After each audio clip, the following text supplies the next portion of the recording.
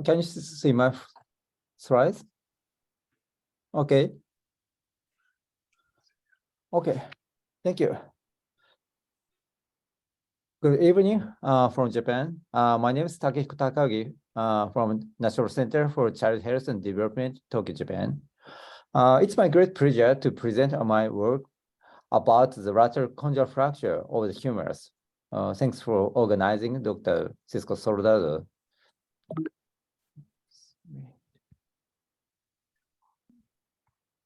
First of all, I talk about the classification and the treatment. There are several classifications, but the cases with over 2 mm displacement has the indication for the operation. It can roughly divide it into minimally displaced under 2 mm, over 2 mm, and severe one with rotation. Minimally displaced ones. The case is so minimal that we cannot diagnose with the fracture easily on the radiograph, but the swollen at the lateral side and the flat part sign are helpful for the diagnosis with the fracture. However, the sonography can be seen the presence of the fracture directly. It helps so much, and we recommend it. For minimally displaced fractures, studies in mobilization, such as splint applied for 3 weeks, is effective. However, the risk at the late displacement, despite immobilization, is keep in mind. We have the data. That's a very recent paper of Dr. Ivers. He is a former domestic fellow. The data show that the displacement can happen until 7 days. It's important to carefully follow up with patients with lateral condylar fractures until day 7, regardless of the sprinting position. For example, the upper left ones on the injury date show minimal displacement, but the displacement of this case progressed until 16 days after the injury, even under the splint. And the surgery was finally performed. This is the sequential changes in the sum of the displacement on the AP view and the lateral view. Initially apply the splint, but if delayed displacement is over 2 millimeters, the surgery should be considered. About the displacement over 2 millimeters, there are several types of the displacement. We can make sure the arterial surface is intact or disrupted with arterography. However, at any displacement of more than 2 millimeters, the surgery open reduction is recommended, should be performed at any displacement. Interestingly, there are several preferences about fixation. Parallel or slightly divergent pinning is recommended in Rock's textbook. 60-degree divergent pinning tends to recommended in the Occident. But my preference is tension band wiring because the lateral condylar fracture is generally unstable. As I explained, the rate displacement can be easily happen in the splint, while rotational displacement can be seen in severe cases. So I personally think that I need the solid fixation. This is our preferred technique. We prefer this approach for lateral condylar fracture because it's easy to access the fracture. And we have not experienced the fragment with osteonecrosis so far, although the lateral approach is standard. This is a skin incision. A triceps lateral side exposure. Lateral side of the triceps muscle is incised. The fracture exposed. and the surgical wire passed under the reduction. This case relatively easy, but bone clamp helps for stabilization. The first K-wire insertion and the second K-wire insertion. Tension band wiring. The pins cut and the bending.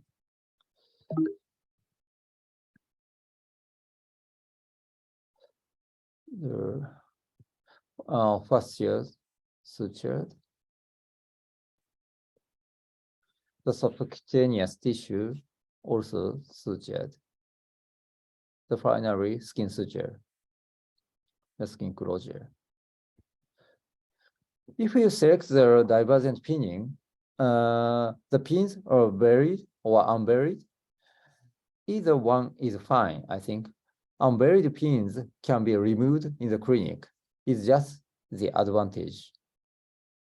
The fluoroscopy helps during this procedure, although we do not usually use it because the fragment can be seen directly. Long arm splint is applied for 3 weeks, and the unburied wires can be removed at 3 or 4 weeks in the clinic, buried at several weeks in OR. The specific considerations. Oblique view radiograph helps for evaluating displacement. Consider the possibility of the late or secondary delayed. Precise diagnosis before precise fixation. You avoid misdiagnosis with distal physical fractures. It may lead to severe cubious varus deformity. I explain about that in detail.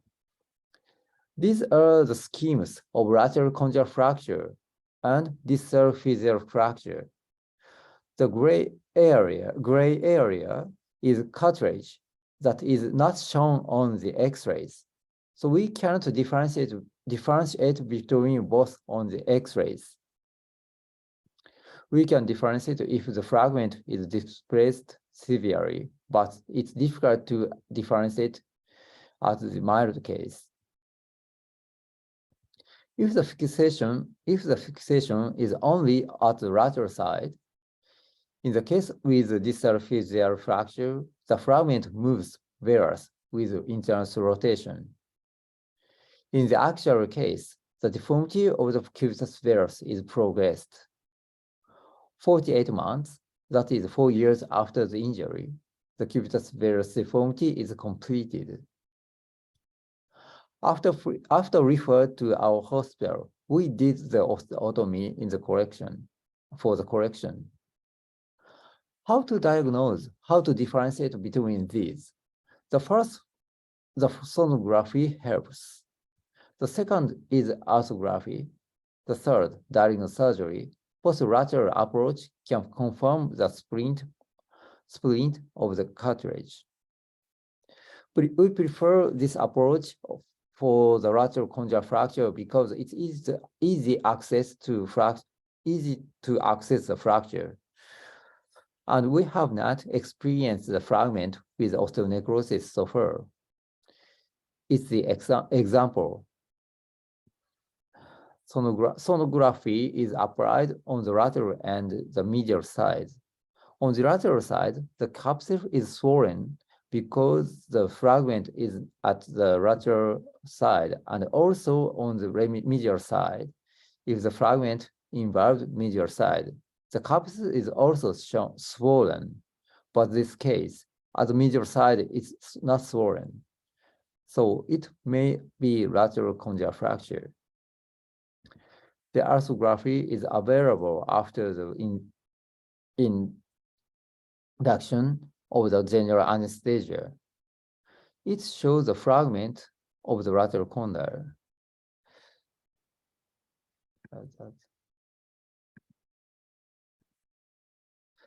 This is a lateral condyle fragment. The ORIF, open reaction and interfixation for the lateral condyle is performed.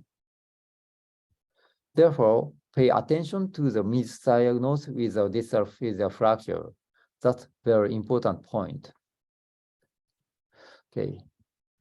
I'm working for the National Center for Child Health and Development in Tokyo, Japan.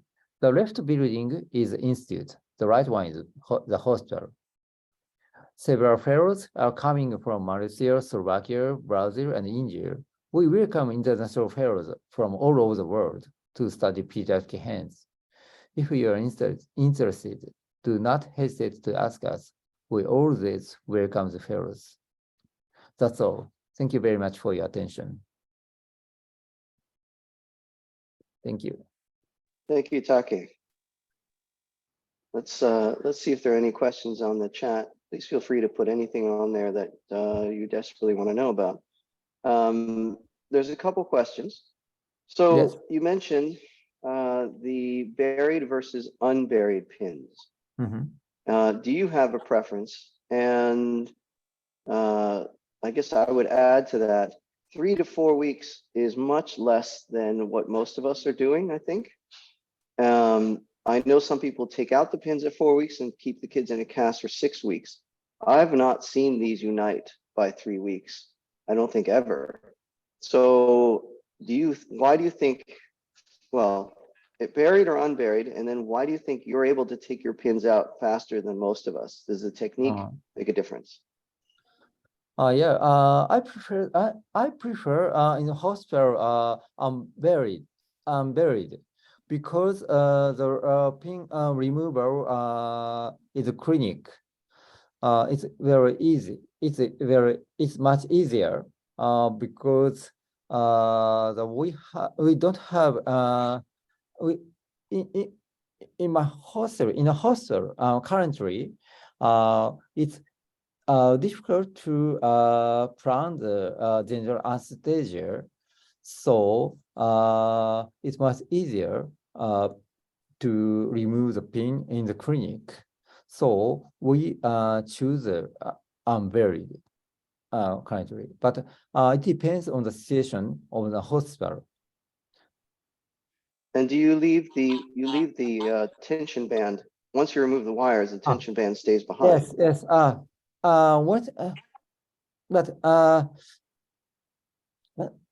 Minimal displacement is select the buried, but some cases the unstable the fracture, so we select the tension band wiring. We plan the removal several months after the surgery. So you don't leave them in. You do take them out just much later. Yeah, much longer. Yeah, longer. Yeah. And then if you're going to come in and remove the tension band later, why not remove the pins later as well? There's no urgency to get them out unless there's so that's why my question is, why do you remove them why don't you remove the pins at the same time?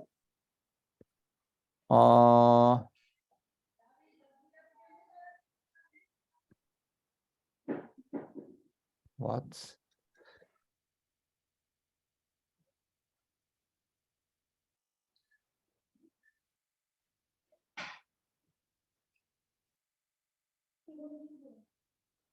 Any questions? Yeah, so I don't know if I was clear. So the question is, and I see this on the chat as well. So yeah, if you're going to remove the pins in the clinic because you leave them unburied, but then you have to go back later and do the tension band removal. Why not take both out at the same time? Same time, yes. But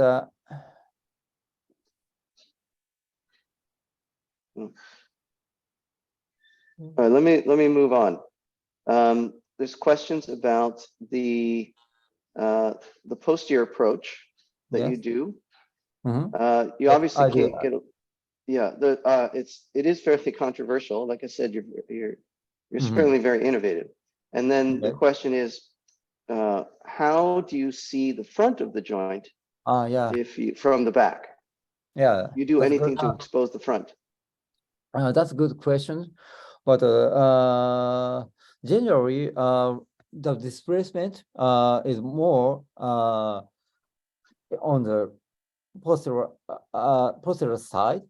Though in the fresh case, the reduce the posterior side, the anterior side is also reduced. And we check the we need to check the X-ray. It's very necessary. So we reduce the on the posterior side. The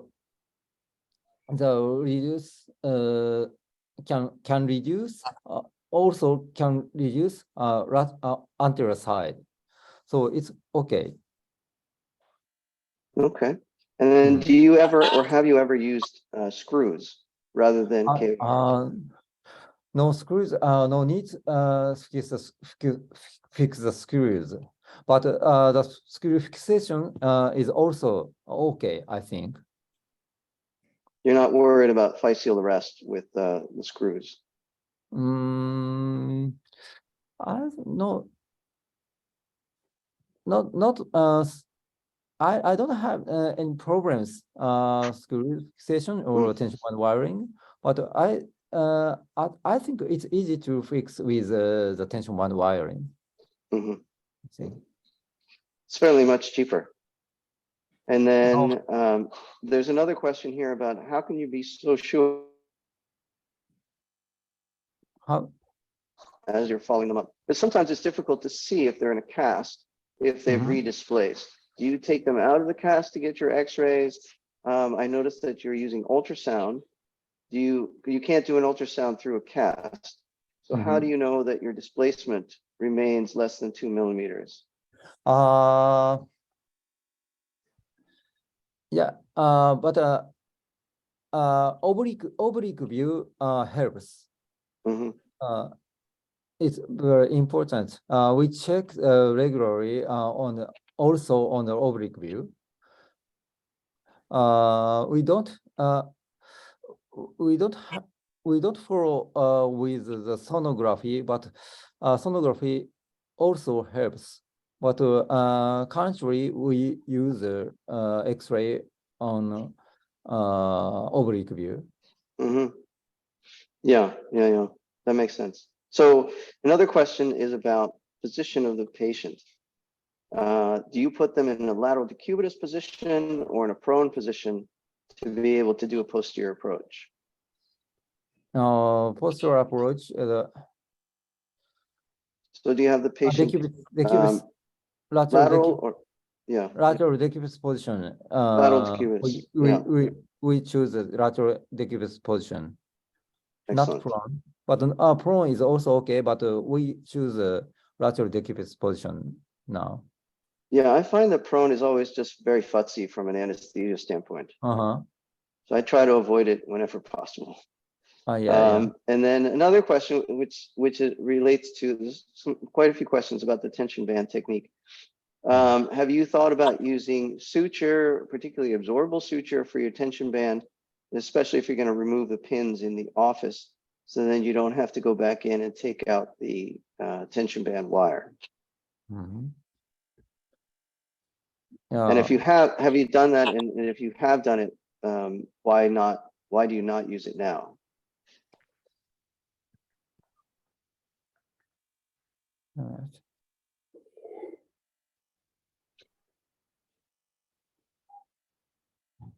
So I'll say that for my olecranon fractures, I've gone to, I've not used, I use tension band, but I use a fiber wire suture, which is not absorbable, but sort of like sports medicine. As long as I can't see it on an X-ray, it's like it's not there. Yeah. Right. That's why all the sports docs use anchors that you can't see. So they hide the evidence.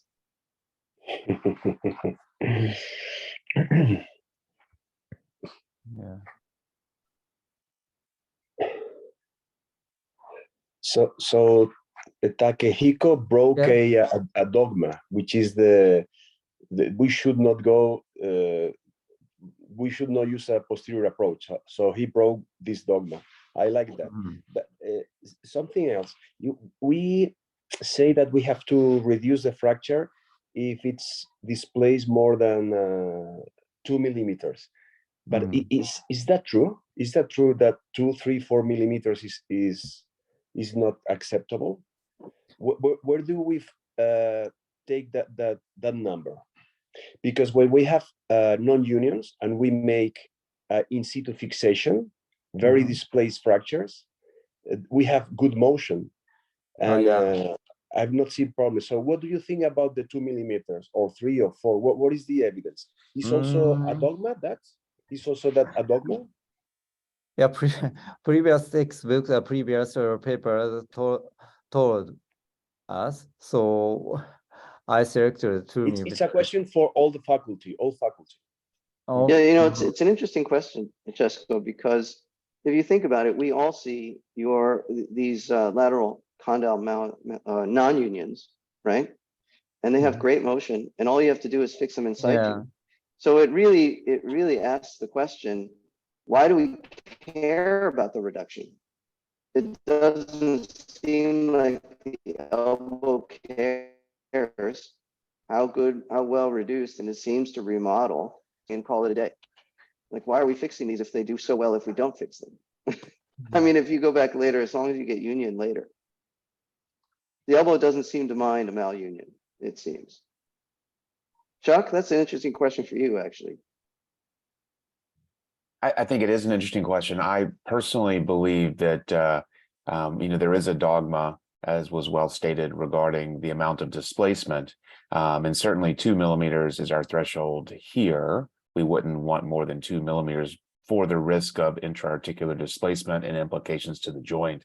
But I think it's a very fair comment that we can maintain motion even with a non-union with displacement, and then fixing the non-union can lead to a happy elbow. So the elbow is an unusual joint, and maybe the dogma that applies to other joints doesn't specifically apply to it. Yeah, I feel like the radiocapitellar joint, a millimeter off and the whole elbow gets destroyed. But a condyle malunion doesn't seem to really affect it. A fishtail deformity, they still do really well. And you do adults as well.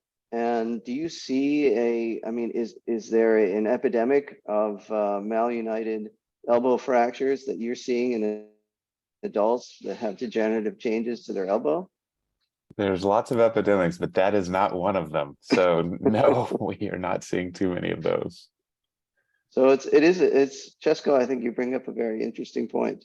Yeah, I don't think we know the answers to these things. What's interesting is also this posterior approach. And Chesco, you do an anterior approach, right? Yes, I do an anterior approach initially because the idea was that I'd be able to see the cartilage reduction. And then I found that there are no differences in outcomes, but the main advantage compared to the lateral approach is cosmetic. You have a nice scar in the front, while the lateral scars are really ugly. And you do a transverse incision. Yeah, you do a transverse approach, Chesco? Transverse approach. Yeah. So I think with all transverse approaches, go ahead, Chesco. I'm an anterior approacher.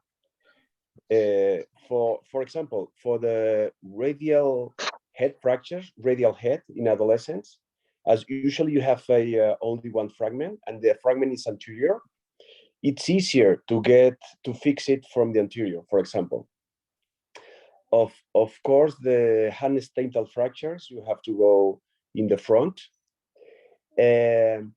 For the supracondylar fractures, and when you have an impeachment, you go anterior, you go transbrachial muscle to release the bone, and it's also an anterior approach. So I'm an anterior approacher in general for the elbow.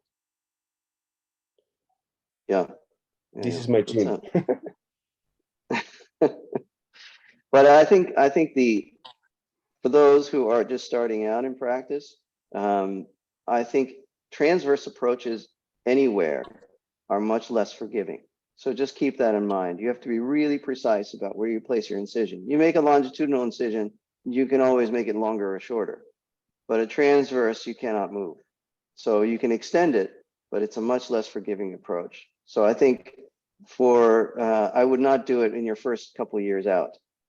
Mhm. Fair, Jessica? Until I you feel agree with really the comments. comfortable with where your joint is. Yeah. So, okay. Let me see if there are any other questions. Yeah. We prefer the tension one because the fragment is unstable, and the fracture, the injury after the 6 weeks or more, we basically do the open relational interfixation. I have experienced the 2 or 3 months after the injury, but it's okay. Yeah. And then, right. So just to take a poll of panel.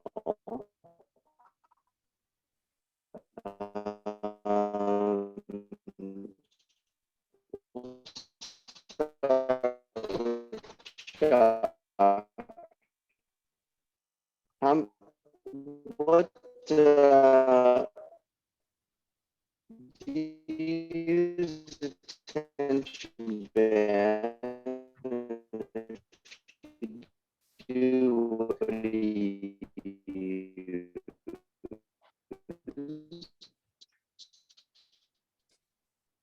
And then your preferred fixation,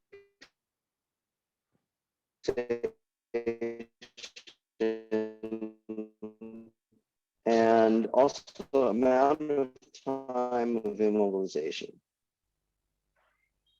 Hey, Dan, I'm not sure if Okay, we'll move to others are. Chesco. Chesco, can you hear me? I'm sorry, hold on. I cannot catch your talk. No, I think, yeah. I had problems to, I don't know if is your signal bad or mine, Dan? No, it's my signal. You too.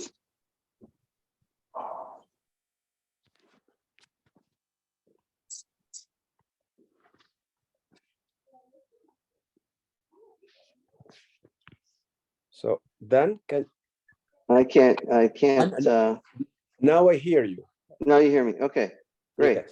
All right. So given that I have an unstable connection, apparently, David, do you want to take over for me? No worries. As Thanks, a Dan. perfect segue. So I'm not sure what the poll was, but The question. Can you hear me now? yeah, got you now. Yeah, the question was, what do you use for fixation, and how long do you keep the pins in if you're going to use pins? So that would be Chuck, and then Chesco, David. We can move down the line. Sure. We have a pretty big trauma experience in St. Louis, and we pin there's 10 of us. We all pin. Occasionally we'll put screws in, but to keep it simple, we all pin for 4 weeks, a full 4 weeks, not less than 4 weeks for lateral condyle fractures. And no immobilization after those 4 weeks. 4 weeks and done. Typically no immobilization in an older child. Sometimes we will do a splint, but especially in the younger, more typical child, no immobilization thereafter. Does it make a difference if it's open or closed reduction? Not for the length of immobilization. For us, it's that choice is simply about reduction, as you know, and we use a lateral, anterior lateral approach. Got it. Chesco? It's exactly the same. Okay. David? Well, I get my orthopedic friends to do these. So I'm told from Campbell Wang, who's my orthopedic colleague, that the guys here at the Children's in Melbourne use screws. I don't know why, but that's what they do. Bruno? Oh, I can't hear you. You hear me now? Yep. Yes. Gotcha. Yeah. We use the lateral approach, and I think the most important thing is that you get it very well reduced. And if you do that, they will heal in 4 to 5 weeks. And that's when we remove the pins, we leave them out.